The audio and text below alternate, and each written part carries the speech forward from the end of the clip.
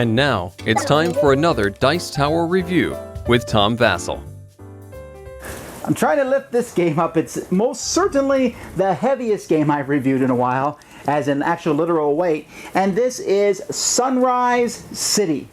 Now you might know Sunrise City from the makers. They came onto the scene crashing with their first game, Alien Frontiers, a space game. Sunrise City is not really anything like Alien Frontiers. It's a very different game of another genre. In one sense, Sunrise City is a tile-laying game. Okay, I guess it's a tile-laying game in more than just one sense, but in Sunrise City, there's a three-dimensional aspect to it, helped by really gigantic tiles. I mean, really big. Why am I talking about these tiles? Let's look at them.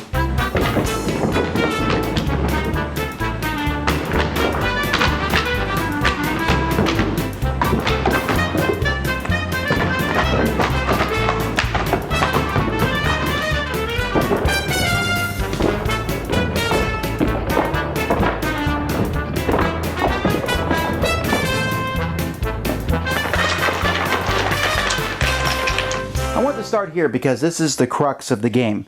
As you are going through the game, you're going to be scoring points, and so you'll be moving your token here as you score points. When you get to the star spot, you will take a star, and you will keep that, and then you will come back to the beginning and keep going. However, if you land on the star, not just passing it, but if you're, let's say you're at 8 and you get 2 points, then you will take 2 stars rather than just 1. And then you'll keep going, of course, going and going. At the end of the game, whoever has the most stars is the winner. If there's a tie, whoever's farther up on this track is the winner. Now, at the beginning of the game, you're going to have you're going to get 4 of these cards here. These are roll cards.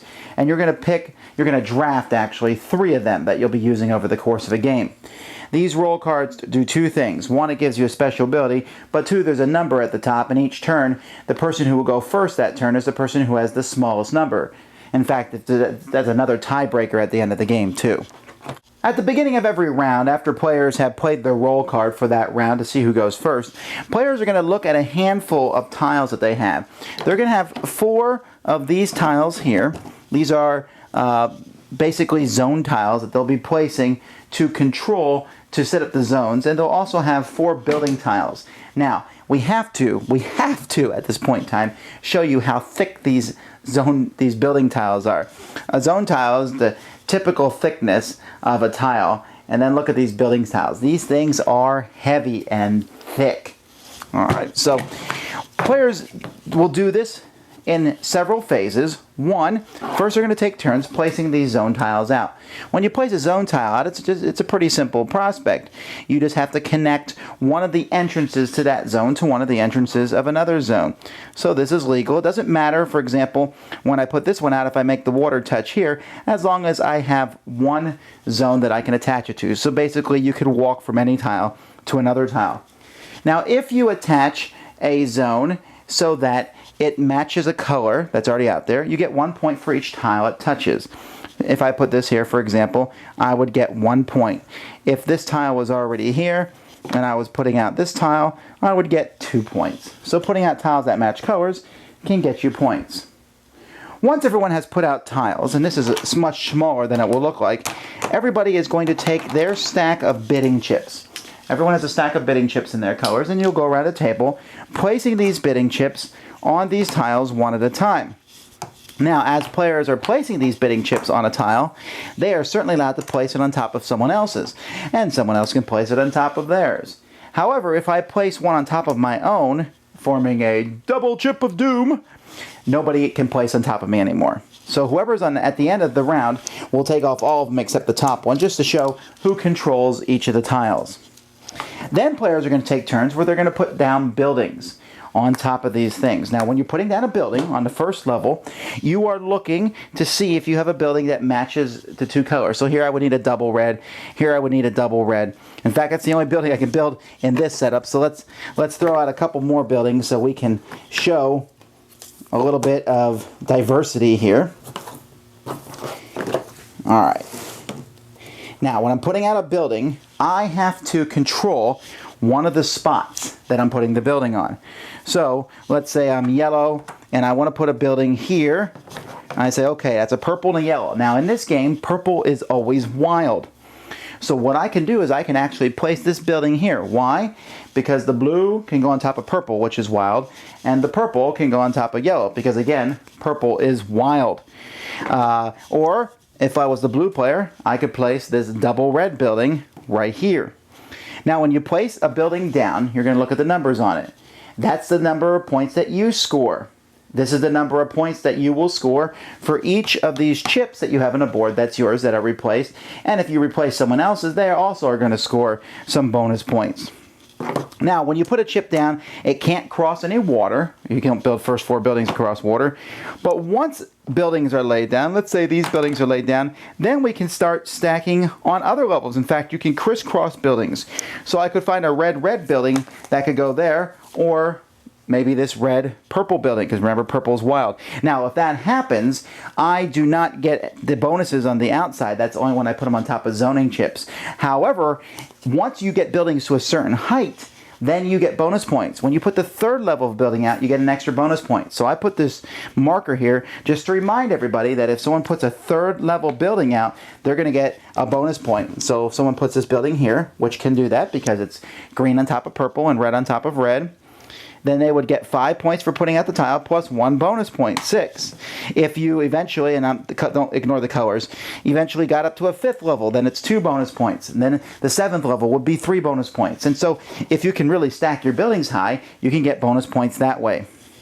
When placing ground level buildings, you also have to keep an eye here. This will give a +1 bonus to any red building that's built adjacent to it, and that's diagonally or orthogonally. So buildings like that, they can't be built on top of these civics buildings, but they can give more points. And that's basically how you score points. If you can't play any of your tiles, you have to show everybody and pass, and it's possible that maybe after other people have played tiles that you can play some more tiles. But once everyone's done playing tiles or passing, then the round ends and you start another round by playing another roll card and by drawing 4 more of these tiles and 4 more of the zoning tiles and placing them and bidding and so on. After 3 rounds, the game's over, and whoever has the most stars/points wins. The first thing I gotta say is that this game is really fun. I had read a lot of mediocre reviews of it on the internet, and people were like, eh. And I said, oh, you know, okay, is it not that good? Yes, it's really fun. There's a lot of reasons I enjoy this. Now, one of the things that's very interesting about Sunrise City is the point scoring system, because you're trying to get more points than everyone else, so you play as optimally as you can, except that one rule that if you land on a star, you get 2. That's a big deal. That's like 10 bonus points. So you are trying to play constantly throughout the whole game to do that, which can lead to some odd situations where you will deliberately play suboptimally so that you can get your piece to land on there, but it makes the game a lot of fun. That's one thing I enjoy about the game. At first I was kind of, but the more I played it, the more I enjoyed that rule. Now, obviously, I like the look of the game. I like putting things out. There's a high level of interaction in this game as I'm trying to take your spots on the board. There's a back and forth fighting over those lots. Now, at first when you play it, you're like, oh, someone stole my lot from me. I'm out of the game for good. No, it's not as bad as it can be, because once the initial floors are laid, you can start laying on the second floors. In fact, you can kind of allow other people to lay the groundwork, and you start putting those higher buildings up. You don't get the bonuses, but then you get those level bonuses.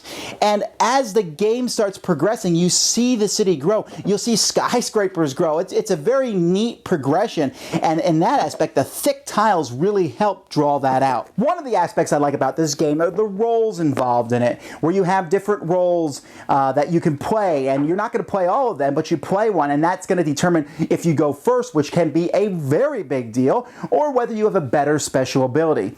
All that brings, along with the different tiles, the culture tiles, brings a sense of theme to this game. It's not simply just put out tiles to get more points, but you see a city being built and unfolding before you, and that's something that I like in games. If I'm going to build a city, then I want to see a city. I said at the beginning that this was a game that I wasn't expecting to like, and I love this game. I was very impressed with it. The theme, the different characters, placing the tiles, the bidding back and forth. There's interaction. I was never bored, always watching what people put out, because they might put out something that lets me put out a better building. The visual effect, the thick tiles, the heaviness of the box, a solid game. It's great. It's fun. It's neat, and you should certainly check it out. Thanks so much for watching the Dice Tower videos. Find more great videos and reviews, as well as our top-rated audio podcast at Dicetower.com. You can also find the latest board game news at Dicetowernews.com. I'm Eric Summerer, and you've been watching The Dice Tower. The Dice Tower is sponsored by Fun Again Games, the world's best game source. Fun Again Games has over 5,000 games available. Check them out at funagain.com.